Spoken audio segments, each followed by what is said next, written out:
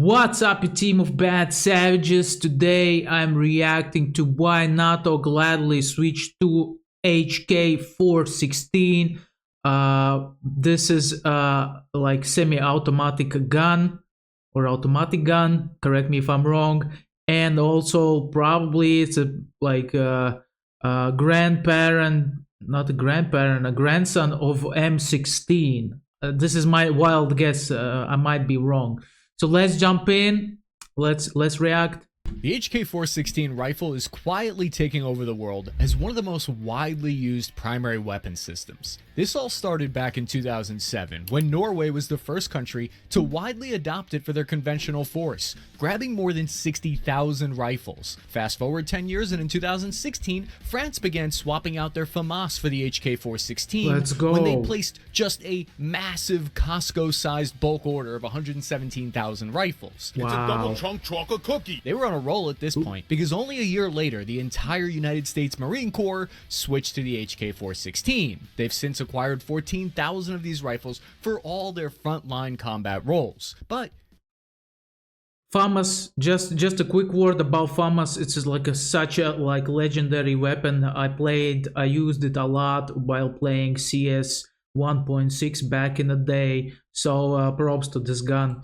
you might not have heard about it because they made teeny tiny adjustments to the weapon and renamed it to the M27 IAR. Meanwhile, Norway and France slapped an N and an F at the end of the name, but if it looks like a duck, quacks like a duck, and shoots like an HK416, and it's probably an HK416. But the rabbit hole gets even deeper as we continue to dig. By 2021, the German military made the call to switch to the HK416 by ordering 118,000 rifles, but they named it the G95A1, even though it's essentially the same exact weapon with some minor improvements and upgrades. That's a grand total of at least 309,000 rifles ordered under one name or another. That's not even including the dozen or so special forces units who run the weapon, which means that it's found in at least 30 different countries. What is HK trying to hide by changing the rifle's name everywhere? Tell us, where are the bodies buried, HK? Oh, that... I guess there's just like minor configurations, and because of those minor configurations, they changed the name.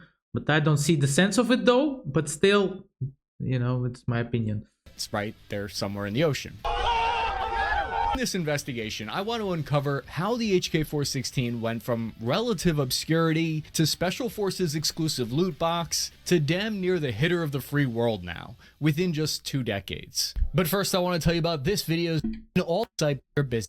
Hosting and test it, compile to web, pick colors like that, your site is even changed the today. Our tale starts in the early 2000s inside America's Special Forces units, where they were looking for a more reliable weapon in the dusty desert environments of the Middle East. The German manufacturer HK started looking into ways to improve the M4's reliability. So they went to HK and they said, hey, we want an M4. We wanted this thing to work no matter what. It's kind of overgassed this rifle a little bit and made it so this gun runs through any condition you can put it in. One of their experimental designs caught the eye of famous Delta Force armorer Larry Vickers. Vickers was brought on as part of a consulting team to help with its development. I dug up some old US patents for the weapon that were originally filed in 2006 publicly. In simple terms, the blueprints for the new rifle took a gas piston system, like what was already in their G36 rifle, and married it to the barrel of an M4. This vented the hot gas and carbon fouling out the front of the gun, instead of into the working parts in the rear. Just as importantly, it all kept the fire controls in the similar place compared to the M4. Safety, bolt, magazine release, everything was all laid out exactly the way American grunts like it. If there's something us Americans really love and feel strongly about, it's keeping our weapon controls laid out in an intuitive AR style. Personally, I start to have panic attacks when that fire selector and magazine release button are moved around on me. If something ain't broke, why fix it? No need to... Guys, I have a quick question for you. You know, like, as you are Americans, how does it feel to live in the city where like anybody can have a gun? Do you just like got used to it and you don't think about it, or you like get panic attacks? Probably not. Probably not. I would guess you guys just get used to it, you know, and just not worried about that. But in the same time, how can you not worry about somebody just like robbing you or something like that? You know, this is Like for me as a European, this is a crazy thing.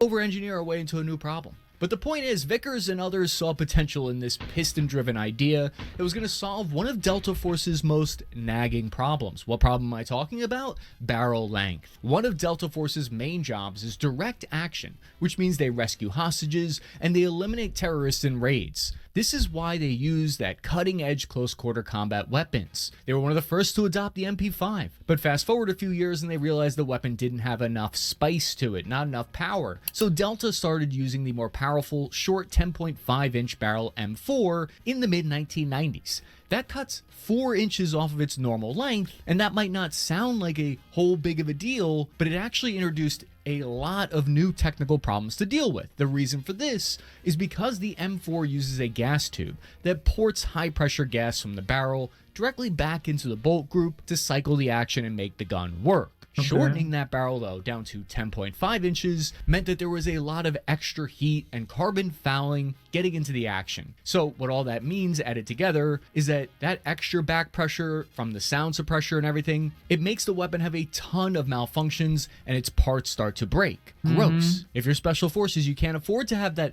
awkward empty echo of a click when you go to pull the trigger. Yeah, so over the next few years in the early 2000s, Vicker and the team of engineers at H&K worked to adapt their blueprint into an actual functioning weapon. They tested it endlessly in all kinds of conditions, from muddy, dusty, cloudy, rainy, snowy, gay, straight, and the thing worked remarkably well. Straight? The first version of the 416 had only one gas setting, which was deliberately set to allow more pressure through compared to similar military rifles. What that means is it gives some more added reliability because it forces the bolt to the rear with extra pressure.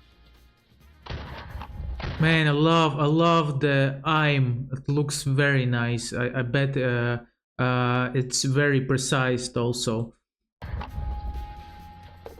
I wonder how much does like one of these guns carry bullets inside the magazine.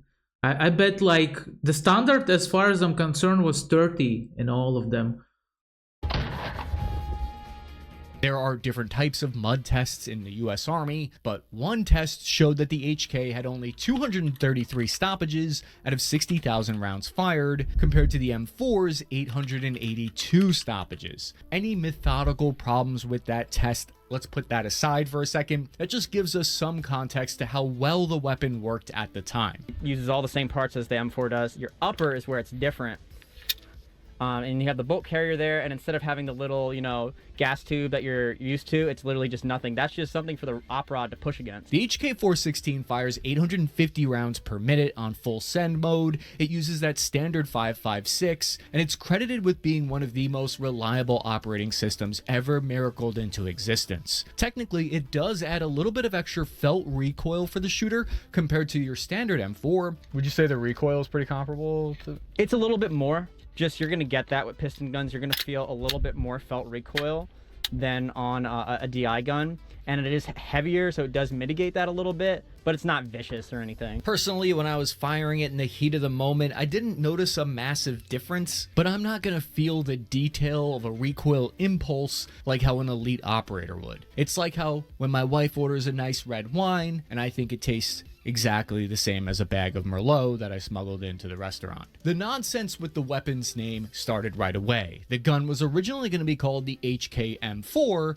but Colt had a full-on conniption when they heard that, and that's because they'd already trademarked the commercial name M4 for themselves. So their heavily armed squad of lawyers wasn't going to be cool with that. Instead, HK went with the numbers 416, which was a reference to the M4 and the M16, and thus a new rifle was born. One of the more not too bad. Nice combination, I would say. Widely used variants was the 10.4-inch version of the 416D, with its more reliable short-stroke gas piston system. This seemed to solve all those problems that we talked about earlier, and so Delta first started making use of the 416D in March of 2005. Many of the operators immediately loved the gun, choosing to run it over the old version of the M4A1 that they had. Why don't we just give everybody the M27?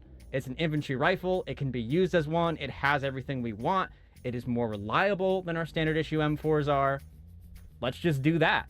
In 2008, the HK416 was considered to replace the M4 throughout the US Army, but the whole attempt ended up being scuttled, so HK went shopping for other units elsewhere. Or it might be more accurate to say other units went shopping to HK. Because here's part of what changed things shortly after that, I think. It became a viral sensation when the US Navy SEALs used the 416 in their 2011 raid on Osama bin Laden's compound in Pakistan. A legend has it that the HK416 was the rifle of choice to put the lights out on bin Laden. This picture was provided of the actual real-life gun that finished the job. You'll notice it's got all the cool guy attachments, including a PEC-15 laser designator, AAC M4 2000 suppressor.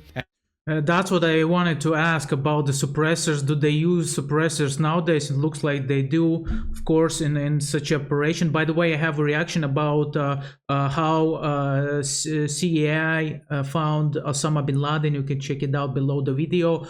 And yeah, I was curious about the suppressor, because like when you have these kind of operations where you don't wanna make a lot of noise, you need suppressors. There's no way around it, you know. Otherwise all the police departments of the city will be around it, you know, in the place where you're located. As a glass breaker on that suppressor, the Surefire M600 flashlight, EOTech 551 optic with a flip side magnifier. Somewhere out there's a Call of Duty 3D model creator who is hooing so hard right now. It might sound like a lot, but each of those tools have a specific purpose for giving you a slight edge needed in close quarters combat and in raids. A flick of a high-powered flashlight can disorient the enemy for a fraction of a second. That's absolutely necessary. And that image of that weapon, that slayed bin Laden, and that story, that was better marketing campaign than millions of dollars and a 12 booths at SHOT Show could ever buy. Even the top marketing executives at Bud Light couldn't create such a perfect mix of positive buzz around a product. It was the kind of free publicity that only a team of deadly US Navy SEALs writing books about their insane missions afterwards could provide. It's one of those intangible things that you can't really plan for that launches a weapon into the spotlight and makes it a forever iconic gun. When I was holding the rifle and testing it out in the field, I felt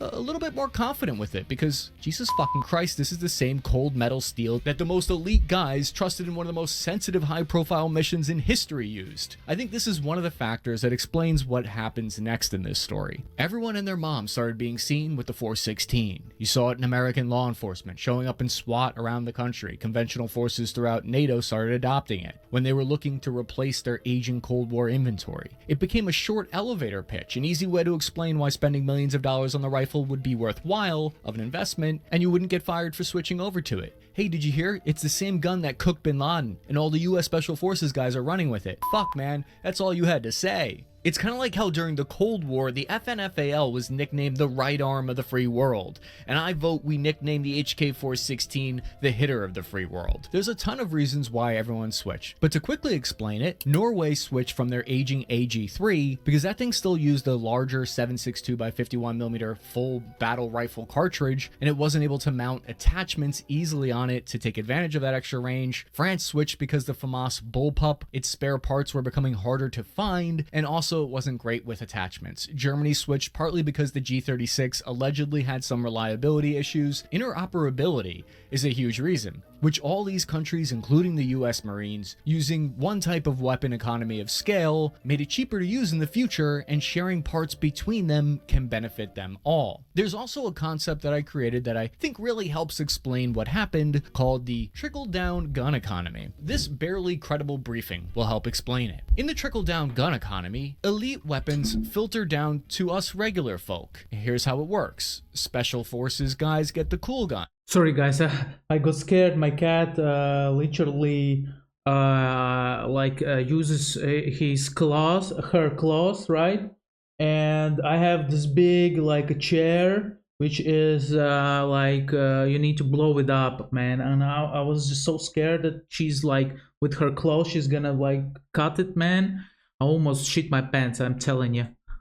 the high-end guns first. They run them through the ringer for years. After that, these weapons get more affordable, enough for smaller armies like Norway. Once production scales become bigger, players like France jump in. Over time, what was once exclusive for the elites becomes available for everyone. It's like how high fashion eventually ends up on sale, but with deadly guns. Don't get me wrong, these are still pricey boomsticks. From what I could find, the current government cost for a brand new contract HK416 is like $2,500, not including the suppressor and other goodies. Buying them in bulk might help reduce that. You get the government discount, so to speak. But when you compare that to the average M4 cost for the government, it's like $700. We're really not even in the same ballpark here, which is part of the reason why. Yeah, that's a very big difference. Listen, man. And also, let's not forget, I would add to this one the cost of ammunition also.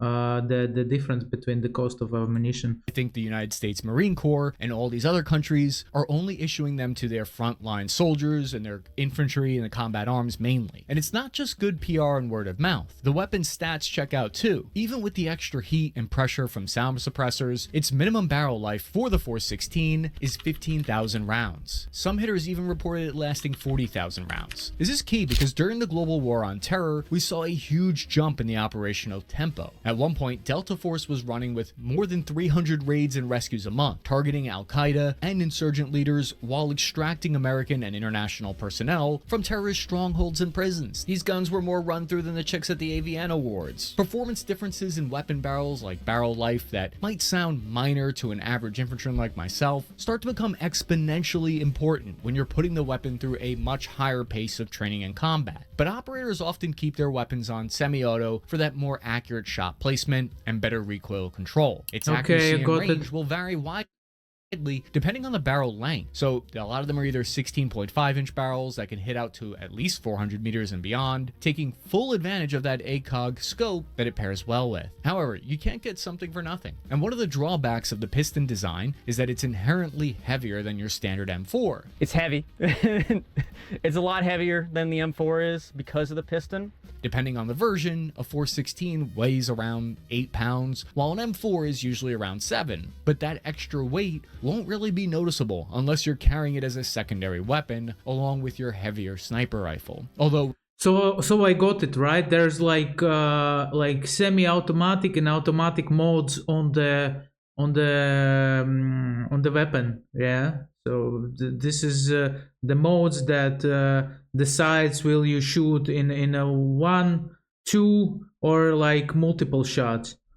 When I tried a variant of the 416, I didn't notice it to be that much heavier. I walked around the Arizona heat with the thing for a few hours to get a feel for how it might wear on you over time, and really, I kind of found it to be a non-issue, but that's just coming from old spaghetti arms over here. A lot of the 416 extra weight is focused over the barrel, making the gun more front-heavy, which I found to be a comfortable distribution, but I know that's personally, for me, I'm weird. A lot of people do not prefer that weight distribution. Traditional M4s don't like to run dry, so good gun lubrication is essential to keep them running. But here's the thing about that. Gun oil can attract dust debris and make it stick to parts, jamming it up. Retired Delta Force Sergeant Major Chuck Pressburg described the 416's reliability in a 2018 interview. He said, quote, "I loved it. A lot of people don't like the weight. I'm certainly not a fan of the recoil impulse, but here's the deal. People back here in America will say, man, my direct impingement gun can do anything that your piston gun can do. All I have to do is keep it lubed and that thing will run for days. The HK416 allowed users to run it dry. So I learned that by having a piston gun of the H&K variety, I could absolutely 100% without fail get through a mag or two, even dusty and dirty. I knew it was going to be able to get through a mag or two with a bone dry rifle. So that ability..."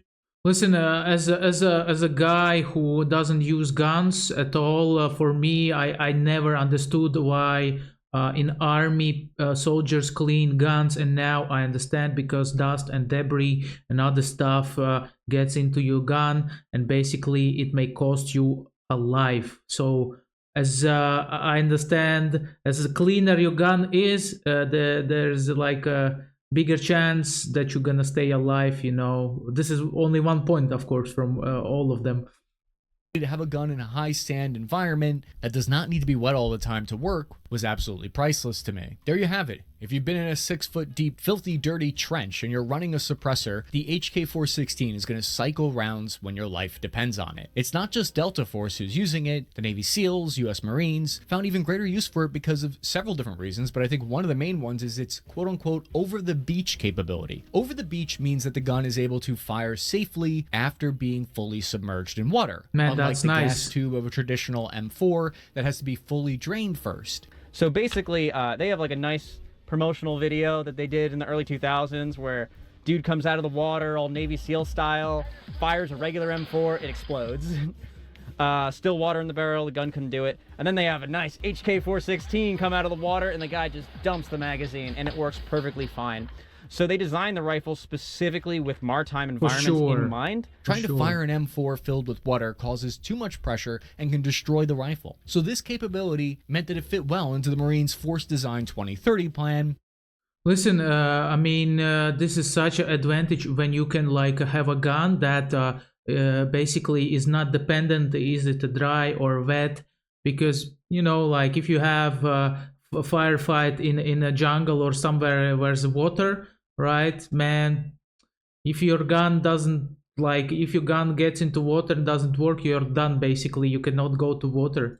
Which I've talked about here in this video if you want to check that out more. But part of the reason they did this is because Marines are trying to refocus more on amphibious assaults. The Marines' use of the HK416 is kind of wild and revolutionary. It's also controversial and very debated. After years of testing and trials, by 2017, the US Marine Corps switched to a version of the HK416 that they called the M27 IAR. They issued it to every Marine who was in infantry or working with infantry like combat engineers, etc. But the thing that really blows people's minds is that it would pull triple duty. They replaced all their automatic belt-fed M249 saws with the M27. Suppressing the M249 is very uncommon to see, but these weapons, the M27, all had suppressors. They all replaced their squad-designated marksman role also. They still had their M240 belt-feds, but the whole small arms game had been changed. Although they kinda used a loophole because heavy weapon squad in the Marines still keeps those 249s. This ended up being kind of controversial, but whether or not it was okay to lose that extra volume of fire for increased accuracy is up for debate. Many of these weapons are also getting counter drone attachments on them that the M249 would have been too heavy with. The argument for all this comes from the fact that the SAW, the M249, has a 12-minute of angle grouping. What that means is that at a distance of like 100 meters, it's shooting groupings of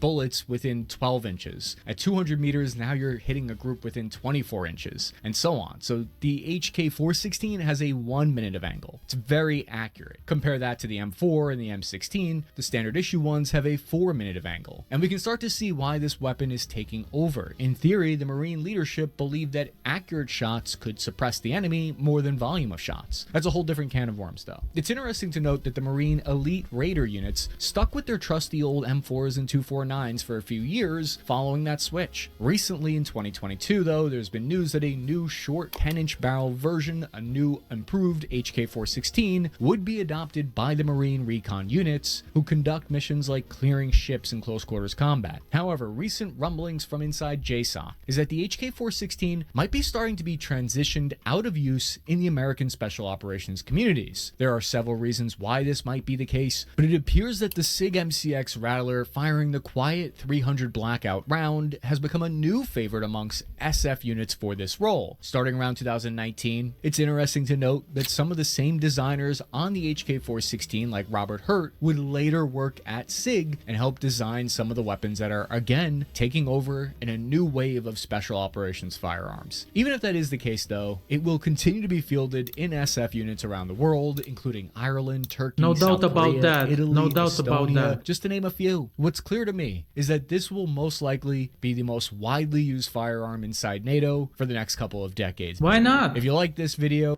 I mean, why not? If it can sustain being wet and still work and basically being better, showing better results than other guns, I don't see any reasons not to use it, you know?